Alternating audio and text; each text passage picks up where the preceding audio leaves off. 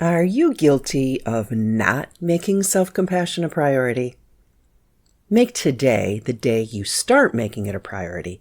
Matter of fact, right now, I want you to think about the last time you let, someone else or maybe a work demand take control of your emotions, which impacted your entire day. Just remember that if you don't put self-care first on a daily basis, you won't be able to tell loved ones or the work demands no when it's most important. So in today's episode of Coffee with Colleen, I'll share 4 ways that you can help make self-care a top priority in your life. If this is your first time listening to Coffee with Colleen, welcome. My name is Colleen Hammond. I'm a former on-camera meteorologist for the Weather Channel, network news anchor, and a Miss Michigan, and now I'm an executive coach. I teach science-backed resilience training that transforms leaders and top performers because I help them decrease their stress, but at the same time, increase their energy, their flow, and their productivity. And a small part of what I do is help my clients discover how to be more self-compassionate. So I want to start with the question, are you guilty of putting the needs of your friends, family, or other loved ones first? Maybe you feel like you're approaching burnout. Unfortunately, that's an all too common situation. Many people are conflicted about the importance of boundaries and self-care. But the data and the research outlines the critical consequences of avoiding putting yourself first and your needs first. You know, it's that whole put the oxygen mask on yourself first in the airplane example. Because the more stressed out and burnt out society is as a whole, the less fortunate everyone becomes in the long run. And that fact alone should outline just how important it is for everyone to make self-compassion a top priority in their life. Because when you think about it, if everyone put more thought into self-compassion, all of society would function better. So here are 4 ways to make self-compassion a top priority in your personal and professional life. Number 1, realize the consequences. Change your perspective. Because the consequences are steep. If you don't eat right, you don't exercise, and feel good about yourself by dressing in a manner that honors your personality and values, and if you don't live the type of life that you were created to live, you'll end up feeling unsatisfied.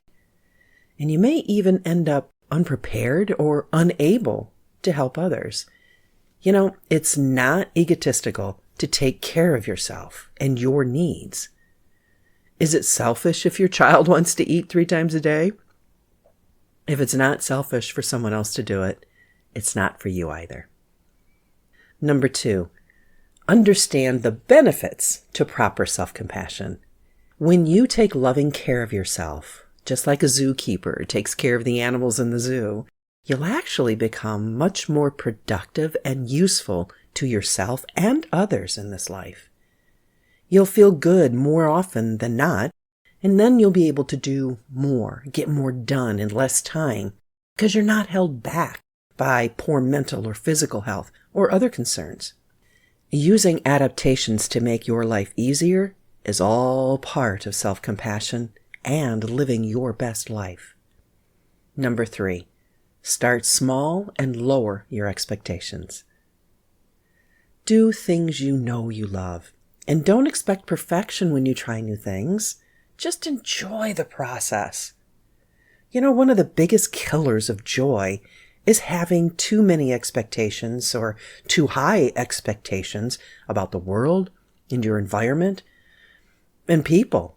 Basically, things you can't control. Understanding that the only person you can expect anything of is you is number 1 to changing your perspective and being excited about self-compassion. Number 4, create consistent, meaningful, and mindful rituals. Make them repeatable, morning, afternoon, nightly routines. Humans love habits, and most habits that humans create aren't good ones, and they're super hard to change or overcome. So try to build as many healthy habits and ritualize these healthy habits, and you'll find that you're more consistent about everything you do that's good for you. If getting up and drinking a quart of lemon water in the morning becomes a ritual, just think of how that will change your life. So if you desire a successful and contented life, and to make it easier for your community to function together, prioritize your own self-compassion. Let's review these 4 points. First, realize the consequences. Change your perspective. Second, understand the benefits.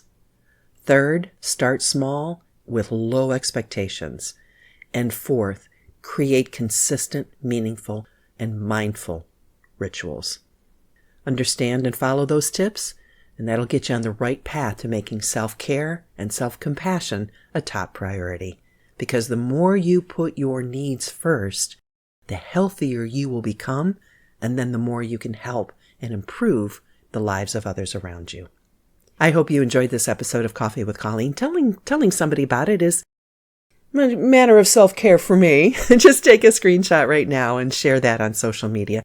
And when you share it, tag me and use the hashtag Coffee with Colleen. If you'd like to really help, take just a moment to rate and review the podcast on Apple Podcasts, because believe it or not, that really, really does push it in front of more people. And I read all of them. Give us some stars, cheer us on, and leave us a review. And my last thought for today is this. Please remember, you are stronger than you think. The future holds amazing things for you. Tomorrow can be an inspirational day, and every morning is a second chance. Today is a great day.